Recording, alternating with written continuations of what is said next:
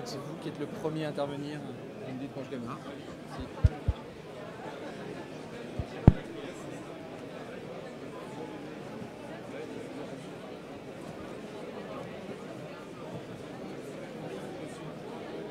Je pense qu'on va pouvoir démarrer. Je ne sais pas si la caméra est prête. C'est vous? Ok. Bien, bonjour.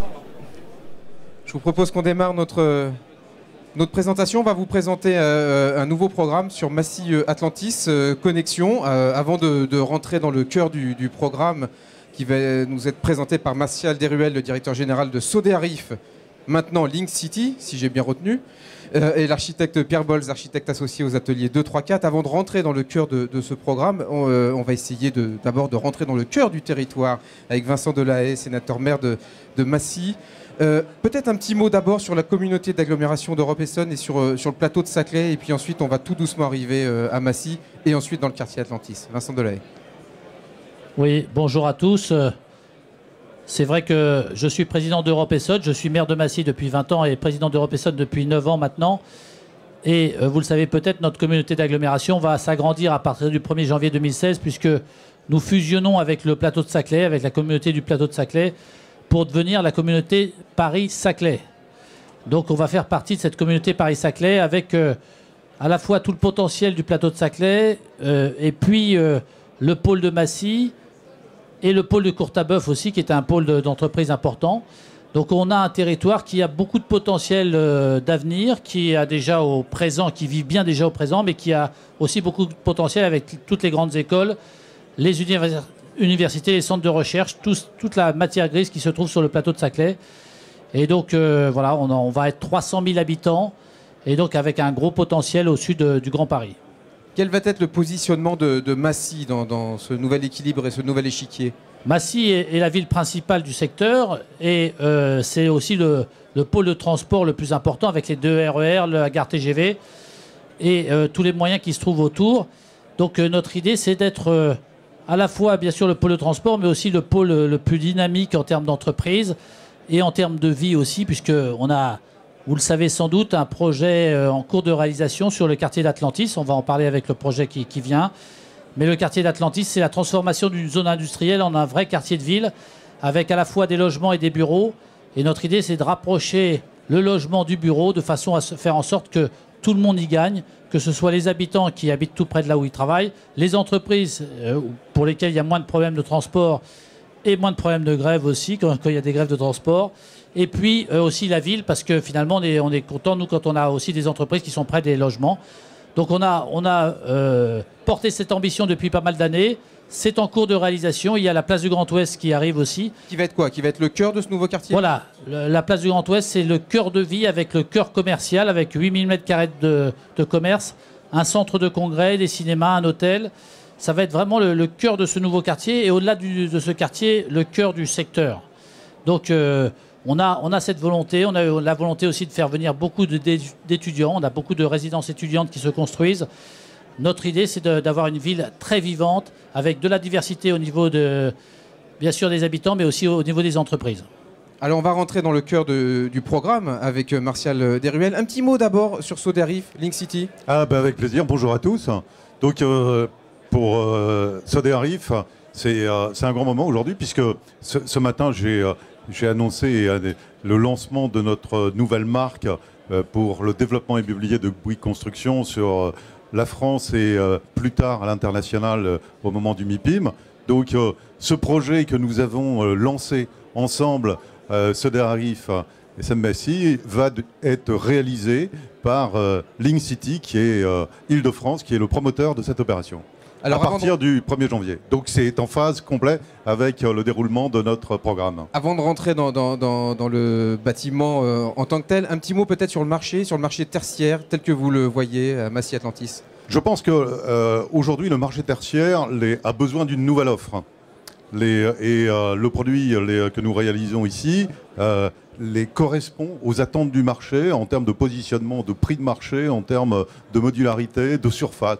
On est à la fois sur une opération qui peut accueillir de très grandes entreprises qui ont besoin de surfaces importantes et à la fois une opération qui est découpable et qui peut accueillir des plus petites entreprises. Donc on est bien dans le cœur du marché et c'est l'enjeu du lancement de cette opération en 2016, c'est trouver rapidement un grand utilisateur.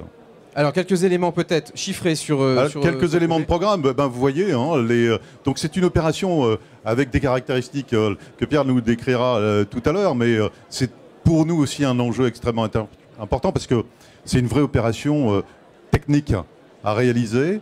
Et donc, on fait 25 000 m² de bureaux, 1 000 m² de surface commerciale, et il ne vous a pas échappé qu'on avait en fait une façade considérable puisque 200 mètres de façade, c'est un très gros signal en termes de positionnement sur un marché. Alors je vais demander à l'architecte Pierre Bolz de nous raconter un petit peu ce programme, le parti pré-architectural aussi, et puis par rapport à ce nom, Connexion, finalement, qu'est-ce qu'on retrouve derrière? Oui, bonjour.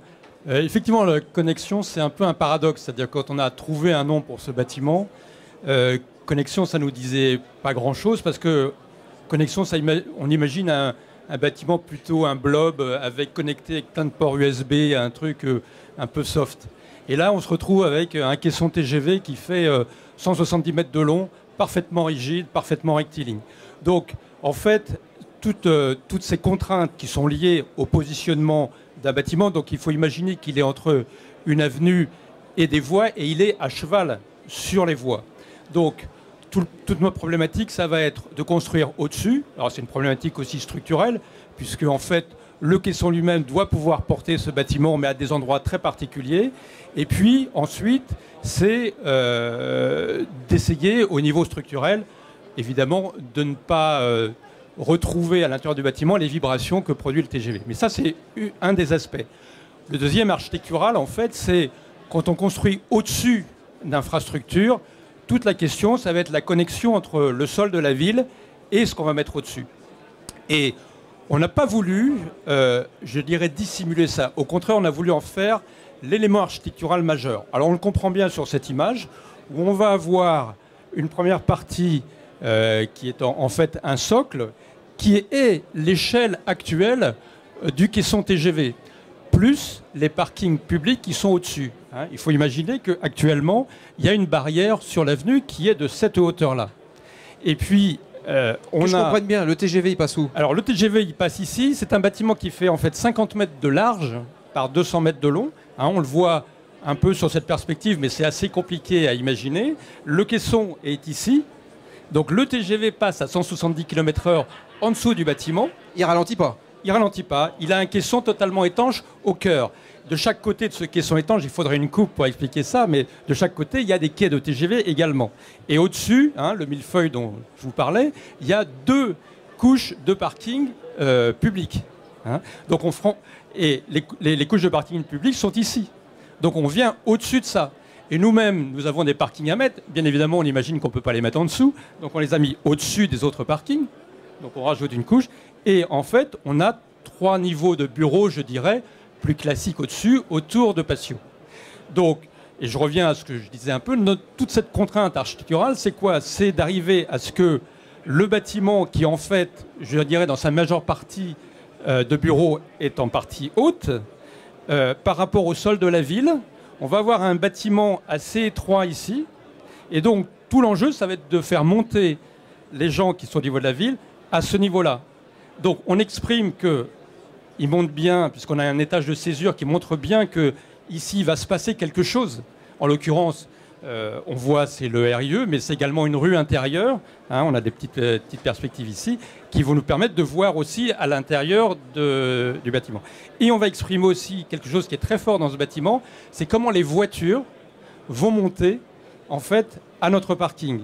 Et c'est cet élément-là, cette grande zébrure sur les 200 mètres, qui vient effectivement animer cette façade-là et qui montre bien comment, en fait, ce bâtiment est pratiqué. Donc c'est une façade qui revendique vraiment les fonctions premières de ce bâtiment. Complètement, complètement. Alors, au niveau programmatique, c'est aussi le cas. Ici, on a du bureau plutôt classique. Mais dans toute cette partie-là, on va avoir tout ce qui est, je dirais, la nouvelle génération des bureaux, coworking. On a également des commerces qui, eux aussi, peuvent abriter plusieurs fonctions commerciales ou même d'autres. Voilà, on a à peu près toutes les possibilités. Dernière question, au niveau des labels environnementaux, je suppose qu'ils cochent toutes les cases. Alors, coche certaines. On va pas essayer de se mélanger dans les sigles parce que c'est assez complexe. C'est BREEAM. Hein, on est sur sur la Very Good. Voilà, BREEAM Very Good, exactement. D'accord. Et HQE également aussi. Ça fait partie du paquet. Du paquet. Un mot sur la livraison et sur l'arrivée de ce programme. Alors vous imaginez bien qu'avant d'arriver à la livraison, il va falloir faire le chantier. Et vous avez compris que ce serait quand même un enjeu technique. Je vous ai dit, c'est au-delà d'une opération de promotion, c'est quand même un grand projet d'ingénieur qui va nécessiter beaucoup de ressources et de mobilisation parce que au-delà de la date de démarrage, la livraison étant prévue pour mi-2017, on va être début 2017. Donc le planning est quand même extrêmement serré. Il sera donc mi-2017, on sera dans la phase de déploiement de la place du Grand Ouest et on sera opérationnel. Donc un enjeu de chantier et un enjeu d'entreprise considérable. Un petit mot de conclusion, monsieur le maire. Mi-2017, j'ai plus le calendrier en tête. C'est un bon calendrier pour un maire? Bon, vous savez, c'est les présidentielles et législatives, donc ça n'a rien à voir avec la vie municipale. Tout va bien alors. La vie municipale, c'est 6 ans, c'est jusqu'en 2020. Et je dirais que ce projet Connexion de Nexity est de très belles factures. Et c'est un projet qui vient prolonger tous ceux que l'on a pu mener jusqu'à présent sur Massy. C'est vrai qu'on a du succès. Je vous remercie tous d'être présents aujourd'hui sur le site de la SEM Massy et de vous intéresser à notre ville et à notre territoire parce qu'il y a énormément de potentiel au sud de Paris pour Massy et pour la future communauté Paris-Saclay.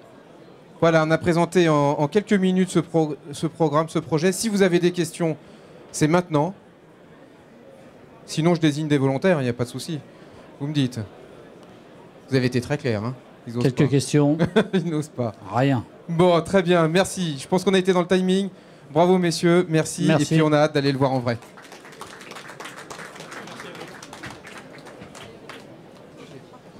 C'est la rampe, il faut